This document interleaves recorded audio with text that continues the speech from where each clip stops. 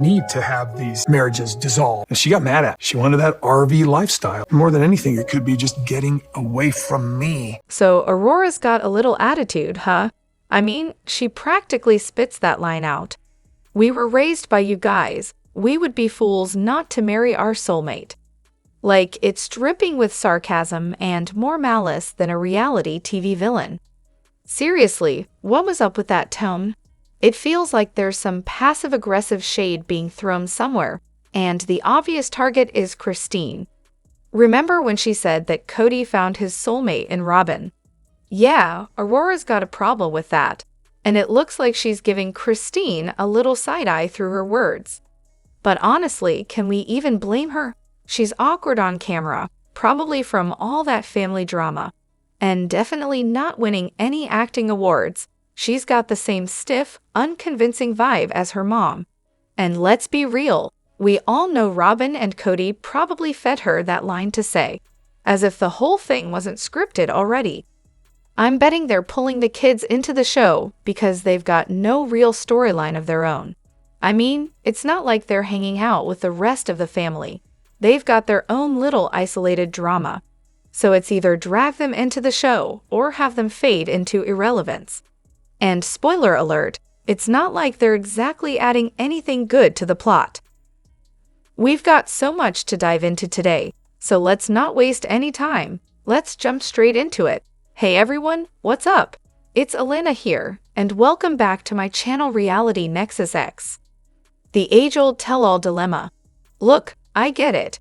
You start out thinking, this is gonna be juicy.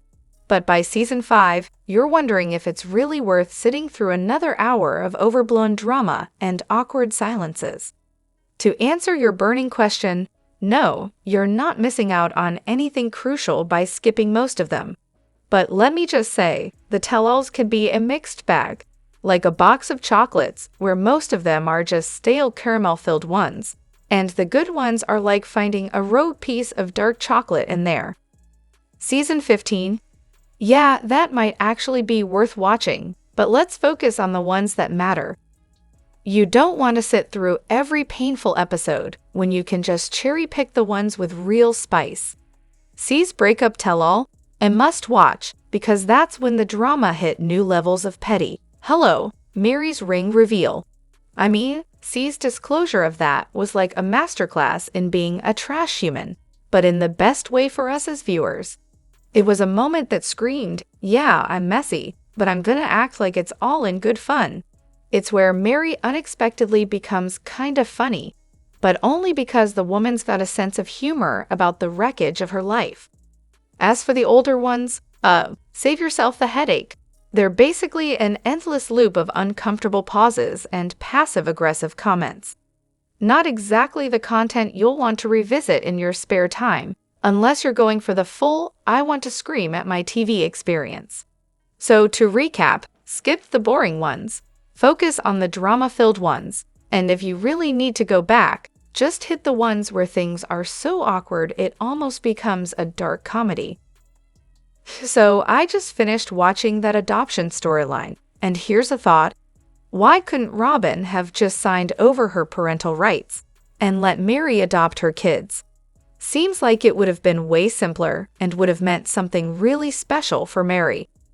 I actually liked Robyn at first, but after the adoption drama, I'm starting to get why people can't stand her. The way it was handled, absolutely awful. I felt terrible watching them break the news to the kids that their dad just gave away his rights. But here's the thing. Preston still would have had to approve the adoption. Robyn didn't get to make that call all by herself. And seriously, have we really met Robyn? No, none of us have. But we all know she wasn't about to let go of any of the perks that come with being the legal wife. There's been zero love or thoughtfulness toward the kids or the sister wives who actually built this whole life. All 17 of them. Robyn's a joke. She came in with an agenda, and for a while it worked, until it didn't. She saw an opportunity with Kody and the Browns and took it. Once the other wives left, it was clear her only concern was her own money. Let's face it, she never cared about any of the Browns. Not one bit. Now, I guess what they did was the easiest route, though I still don't think Robyn and Kody really needed the legal marriage part. But here's the real kicker. Once the adoption was all said and done, how much better would it have been if Kody had just divorced Robyn, remarried Meri, or even married Christine or Janelle to let them have their turn as the legal wife? If it was really all just about paperwork to them, Robyn would have been totally fine with the idea of a round-robin marriage where Kody gets to legally marry each wife. Or, at the very least, let Meri have her legal status back the second the adoption went through.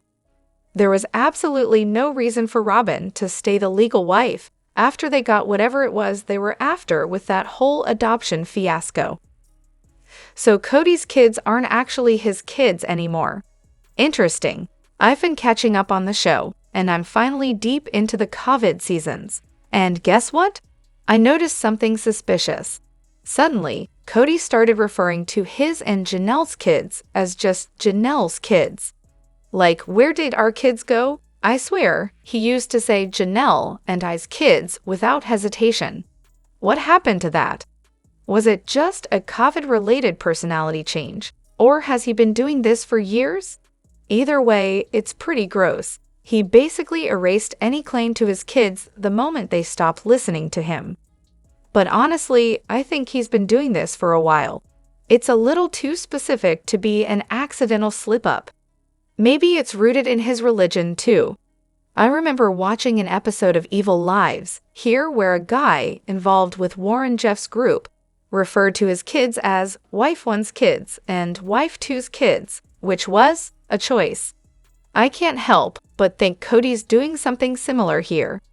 Sure, Kody still occasionally refers to them as his kids, especially when he wants to come across as all warm and fatherly. But more often than not, it's Janelle's kids, Christine's kids, or Robyn's kids. And don't get me started on how he just loves calling Robyn's kids my kids. That's not subtle at all. It's like a pattern. The more he needs to appear invested or appear like a father figure, the more he claims them as his own. But when they're not being perfect little angels, yeah, suddenly they're Janelle's kids. You know what I think happened? Kody got tired of the original 3 wives.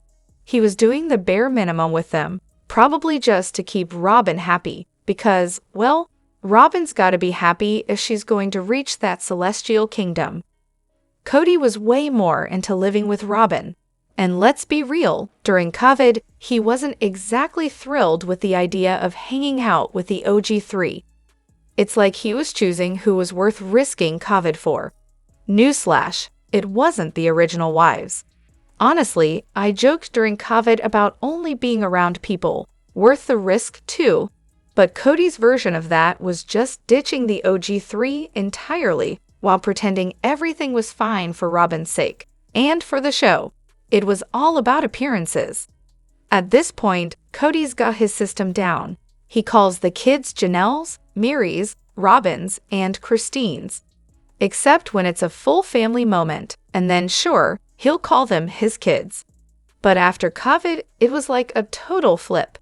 Now it's pretty clear, Robyn's kids are his, and everyone else, not so much. This move to Flagstaff. I'm rewatching the episode where Kody's flipping out about the financial nightmare he created. Let's break this down. 5 mortgages, covering all the Las Vegas homes plus the Coyote Pass property, and oh, I'm sure there's a mortgage on Christine's new place in Flagstaff too. Not to mention the rentals for Janelle, Robyn, and Meri. It's honestly insane. And yet, Kody's over here getting angry with the wives, as though he isn't the one who insisted on this whole thing.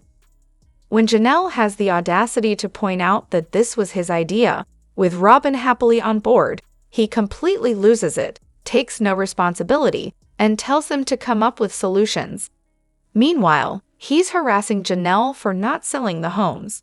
Kody, our financial genius, who thought moving was perfect timing, except he didn't factor in the fact that it's literally the worst time to sell homes. Anyone with half a brain knows the market's dead from November through February. And yet, here he is, acting like the smartest guy in the room.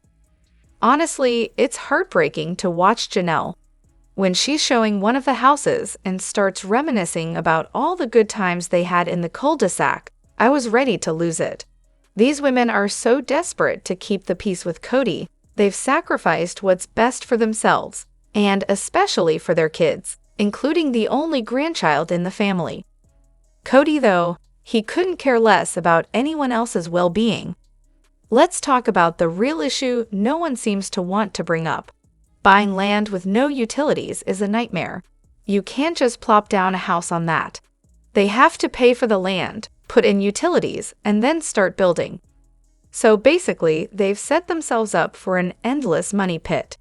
The blame goes straight to all 5 of them for being ridiculously short-sighted. I get the feeling the realtor didn't explain this, but come on, if you're going to pull off this ridiculous stunt with over 20 people involved, someone should have done their homework.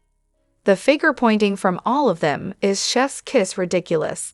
But hey, let's not forget that their utter lack of basic research probably stems from the same misguided belief that COVID wasn't a real threat, which, in my opinion, destroyed this family. I was so mad watching this whole thing unfold. I totally get why Janelle didn't want to move. It would have been a huge burden on the older kids.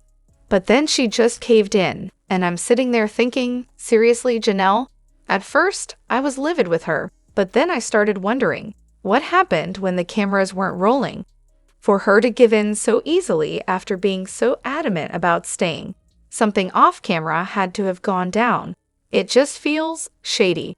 And then there's Kody whining about how he has no power, except somehow he always gets his way. Go figure. Mary. Seriously, does anyone else feel like she's just made to be the ultimate frustration magnet? Because every time I watch, I'm just waiting for her to stop being the human embodiment of a nail on a chalkboard. I've done the first 10 seasons in one go, because who has time for breaks? And now I'm hopping around the later seasons, and let me tell you, every time Mary shows up, it's like I need to take a deep breath to keep from throwing my remote at the screen. I tried to give her a fair shot, I really did. I even told myself, don't judge a book by its cover, but let's be real, she looks like a Dr. Seuss character who somehow came to life, and now I'm just wondering how to unsee that. But whatever, I tried to focus on the bigger picture. Fast forward to season 14, episode 9, and I'm about ready to scream at my TV. The whole house in the tree debacle. I mean, I can practically hear the internal monologue of her squinting her eyes to find the dumbest thing to be upset about. She's like that person who's got a major problem with literally anything that isn't their issue. Sure, she's miserable, deservedly so, I guess.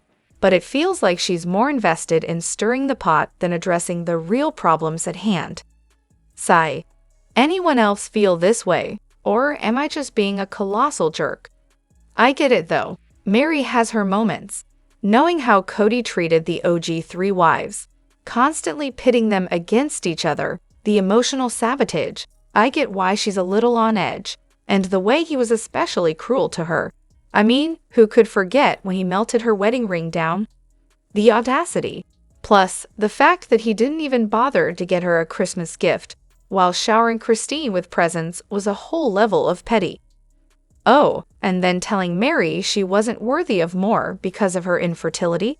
That's a low even for him. It's clear Kody's been playing emotional ping-pong with her for years.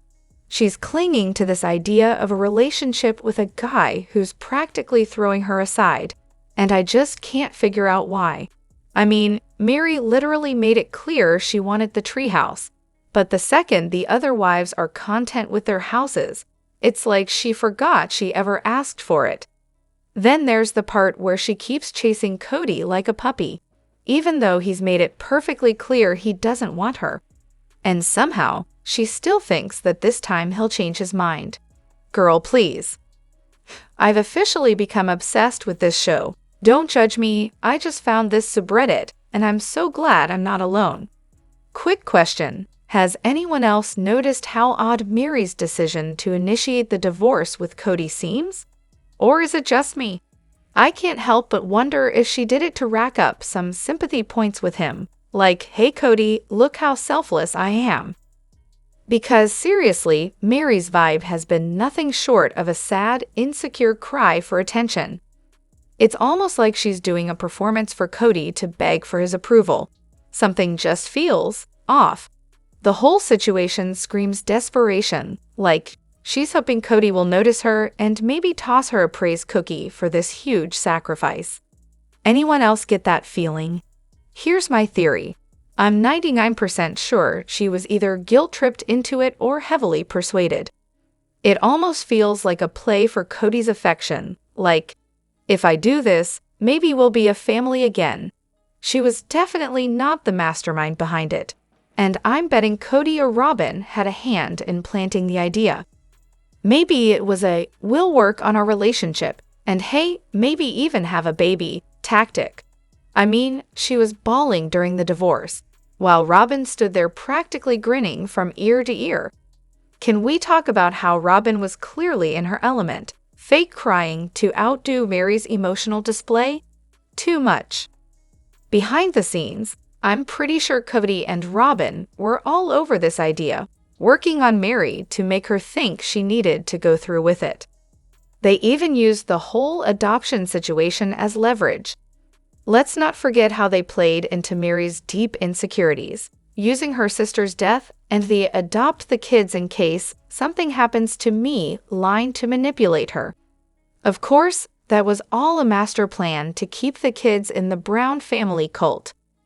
Never mind the fact that Mary's ex-husband wasn't even fighting for custody, yet they still managed to blackmail him into signing over his parental rights.